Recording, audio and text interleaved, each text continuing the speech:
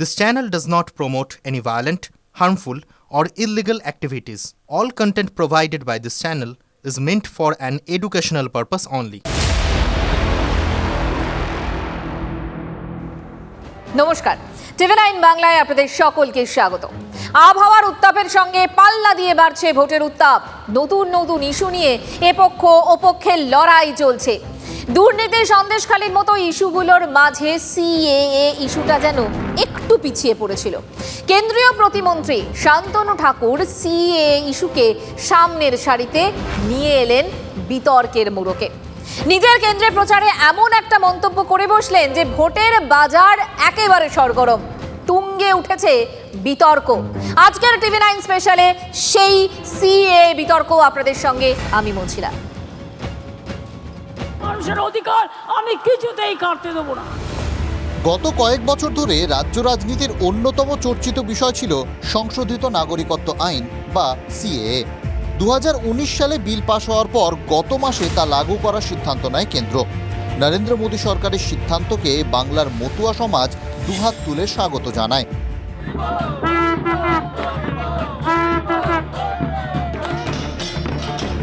কিন্তু রাজ্যের শাসক দল টানা প্রতিবাদ করে যাচ্ছিল এর।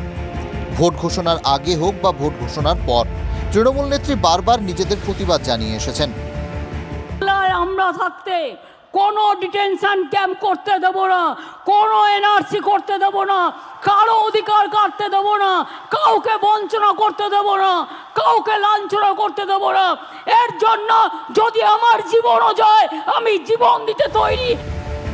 পাল্টা দিয়েছে বিজেপি শিবিরও। এভাবেই চলছিল সবটা।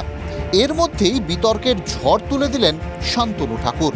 একটা ভাইরাল হওয়া ভিডিওয়ে শান্তনু ঠাকুর বলছেন, একটাও তৃণমূলের লোককে নাগরিকত্ব দেওয়া হবে না। টিএমসির লোকদের নিতে দেবেন না, একটা টিএমসির লোকদের আমরা নাগরিকত্ব দেব না, একটা টিএমসি কেও নাগরিকত্ব দেব না। তারপরে ওদের দেখাবো, ঠিক আছে, ওদের ঘামটা নাচ কাকে বলে, তারপরে ওদের দেখাবো। বড় বড় কথা না। ভাইরাল ভিডিও নিয়ে প্রশ্ন করা হলে শান্তনু ঠাকুর অনড়। পাল্টা যুক্তিতে তোপ দাগছেন মুখ্যমন্ত্রীর দিকে। যারা সিএর বিরোধিতা করছে তারা যদি নাগরিকত্ব নিতে আসে 71 সালের আইন অনুসারে মমতা বন্দ্যোপাধ্যায় ওদের যেন নাগরিকত্ব দিতে পারে বা ওর ভোটার কার্ডে যেন সেটা সম্পূর্ণ হয়।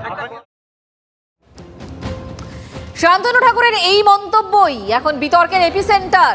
ভূমিকম্পের তরঙ্গের মতোই তা ছড়িয়ে পড়েছে গোটা রাজ্যে। প্রশ্ন উঠতে শুরু করেছে, একজন রাজনৈতিক নেতা কি এই কথা বলতে পারেন? সংশোধিত নাগরিকত্ব আইনেও কি তাহলে ওরা? কোচবিহারে ভোট প্রচার করতে এসে প্রধানমন্ত্রী নরেন্দ্র মোদী কিন্তু বলেছেন সিএতে কোনো বাছ বিচার করা হবে না। অন্যদিকে মুখ্যমন্ত্রী এখনো তার দাবিতেই অনড়। সিএএ হাত ধরেই আসবে এনআরসি। ক্যাটা হচ্ছে মাছের মাথা আর লেজুটা হচ্ছে এনআরসি। আপনি যেই ক্যানেতে ক্যাতে নাম লেখাবেন সঙ্গে সঙ্গে আপনি বিদেশি হয়ে গেলেন। না দিতে পারবেন ভোট, না পারবেন আপনার কোনো অধিকার পেতে, এনআরসি করে দিয়ে ডিটেনশন ক্যাম্পে রেখে দেবে। আমি থাকতে, প্রশাসন থাকতে, আমাদের সরকার থাকতে আমরা কে মানবো না, আমরা এনআরসি মানবো না। आज जब बीजेपी सरकार सीएए लेकर आई है तो ये अफवाहें फैला रहे हैं। मां भारती पर आस्था रखने वाले हर परिवार को नागरिकता देना ये मोदी की गारंटी है। প্রধানমন্ত্রী সবার জন্যই গ্যারান্টি দিয়েছেন, কিন্তু তার দলের প্রার্থী ও মন্ত্রিসভার সদস্য বাছাই করে নাগরিকত্বের কথা বলছেন যে। শান্তনু ঠাকুর কি বিরোধীদের হাতে অস্ত্র তুলে দিয়ে ভোটের মুখে দলকেই অস্বস্তিতে ফেলে দিলেন? বিজেপির প্রাক্তন রাজ্য সভাপতি তথা বর্ধমান দুর্গাপুরের বিজেপি প্রার্থী দিলীপ ঘোষের মতে এটা কথার কথা। দল সবকা সাথ সবকা বিকাশে বিশ্বাস করে। ঠিক আছে, উনি বলেছেন এরকম, সরকার আমরা সবকা সাথ সবকা বিকাশের কাজ করি। আইন দেশের সবার জন্যই আছে। সমস্ত উদ্বাস্তু পরিবার আজকে তারা টিএমসি করছেন, কালকে বিজেপি করবেন। রাজ্যের শিক্ষামন্ত্রীর কথায় এটা বিজেপির বিভাজনের রাজনীতি। তা তিনি কাকে রাখবেন আর কাকে তাড়িয়ে দেবেন এই বিজেপি এই যে বিভাজনের রাজনীতি, ওটা উনি ভালোই আয়ত্ত করেছেন। কংগ্রেসের মতে সবটাই ভোটের স্টান্স। ভোট যখন আসবে তখন সিএ আসবে, ভোট যখন আসবে তখন এনআরসি আসবে। এগুলো বস্তা পচা তত্ত্ব, আর বাংলার মানুষ বিশ্বাস করছে না। রাজ্যের শাসক সিএ বিরোধিতায় আক্রমণ শানাচ্ছে বিজেপি প্রার্থী এবং জাহাজ প্রতিমন্ত্রী শান্তনু ঠাকুরের কথায় তৃণমূল নেতা সমর্থকদের বেছে বেছে বাদ দেওয়া হবে। এখন প্রশ্ন, সংশোধিত নাগরিকত্ব আইন কি বলছে? মাঝিনি তিনি যদি বলেন ভোটার কার্ড আর রেশন কার্ড থাকলে নাগরিকত্ব, তাহলে তাই সই রে বাবা। এনআরসির সময় ঘাড় ধাক্কা দিয়ে বের করে দেওয়া হবে আর কি। এটা শুনে রাখবেন, ভারতবর্ষের নাগরিকত্ব, পশ্চিমবঙ্গের নাগরিকত্ব নয়। ব্যাপারটা বোঝার বিষয় আছে। কোনো কে হবে না, এনআরসি হবে না। নিশ্চিত থাকুন, হিন্দু মুসলিম শিখ ইসাই রাজবংশী থেকে শুরু করে আদিবাসী নিশ্চিন্তে থাকুন।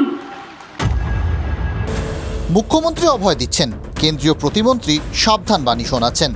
ভোটের উত্তাপে তৈরি হওয়া বিতর্কে জনতা একটু হলেও চাপে, তাতে কোনো সন্দেহ নেই। এই অবস্থায় সবথেকে বড় প্রশ্ন, আইন কি বলছে। আরও একবার সেদিকে নজর রাখতে হয়। সিএএ, সংশোধিত নাগরিকত্ব আইন, কথাটার মধ্যেই সংশোধিত শব্দটা আছে, যার অর্থ এই আইন নতুন কোনো বিষয় নয়।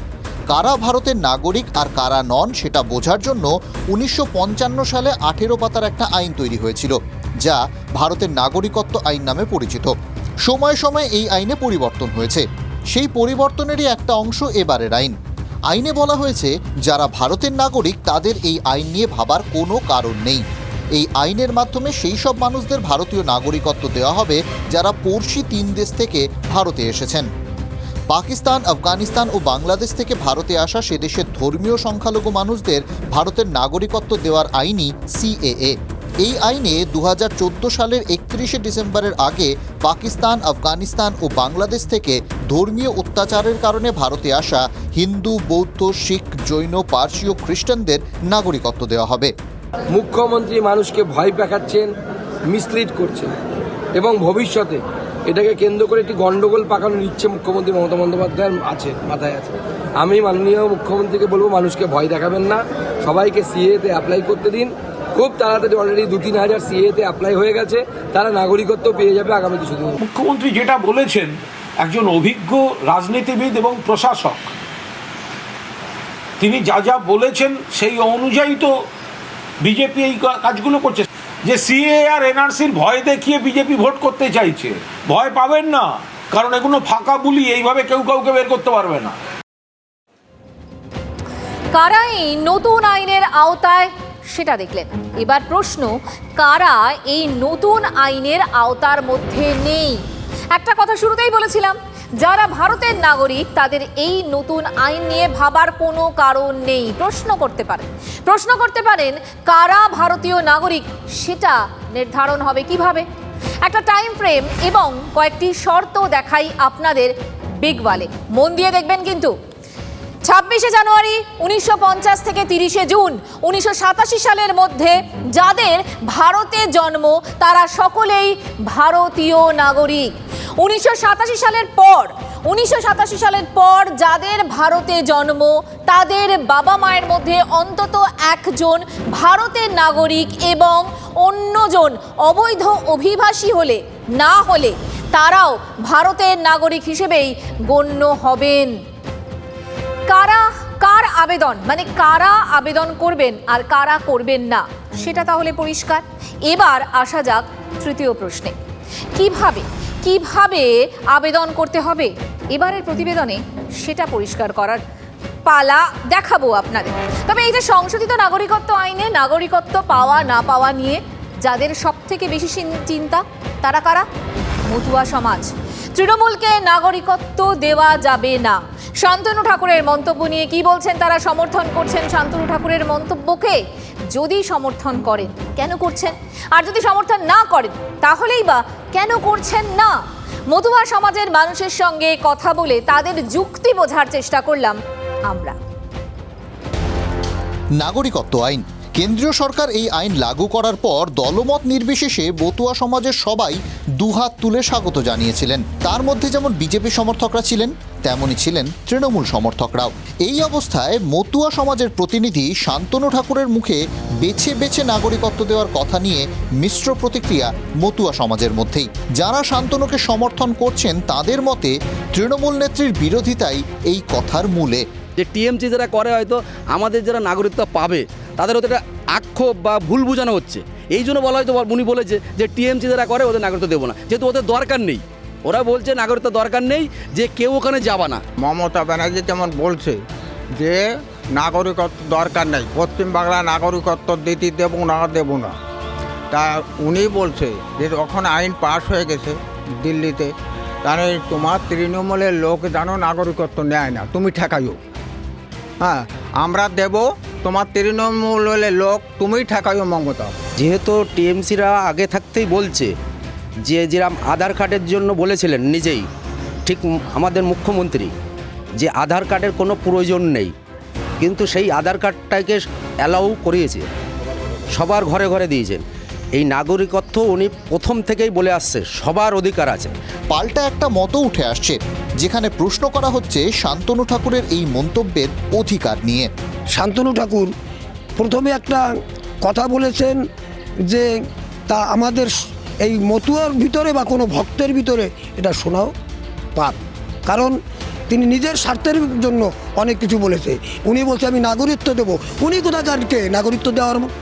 উনি তো 5 বছর কেন্দ্রের মন্ত্রী হয়ে আসছেন, কি দিয়েছেন মানুষকে? আমি সমর্থন করি না, শান্তনু বলছে এটা আমি সমর্থন করি না, কারণ শান্তনু ঠাকুর এটা বলতেই পারে না, শান্তনু বলার এখতিয়ারই নেই। যদি দেশের আইন বলে যে হ্যাঁ দেওয়া যাবে তাহলে নিশ্চয়ই দেওয়া যাবে, আর যদি বলে যে না দেওয়া যাবে না তাহলে দেওয়া যাবে না। একজন মন্ত্রীর কথাই যে সেটা একদম 100% সত্যি তা তো নয়। প্রশ্ন, একজন প্রার্থী বা রাজনৈতিক নেতা কি কখনো এই ধরনের কথা বলতে পারেন? ভোটে কতটা প্রভাব পড়তে পারে? বিষয়টি নিয়ে আমরা কথা বলি রাজনৈতিক বিশ্লেষকের সঙ্গেও। বাজার গরম করা, ভোটের ময়দানে বাজার গরম করার আঙ্গিকে দেখলে হবে না, এটার পিছনে লুকিয়ে আছে সূক্ষ্ম একটা বিভাজন, রাজনৈতিক বিভাজনের অঙ্ক। একজন কেন্দ্রীয় মন্ত্রী জানেন না যে সরকার এবং দল আলাদা?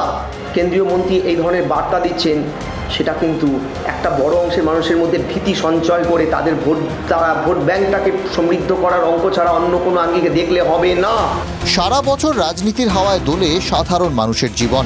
ভোট এলে সেই হাওয়া ঝড়ে পরিণত হয়। এবারের ঝড়ে বইছে সিএএ বিতর্ক। ভোট শেষে রাজনীতির ঝড় থামবে, কিন্তু বিতর্ক থামবে কি? Bureau report, TV9 Bangla.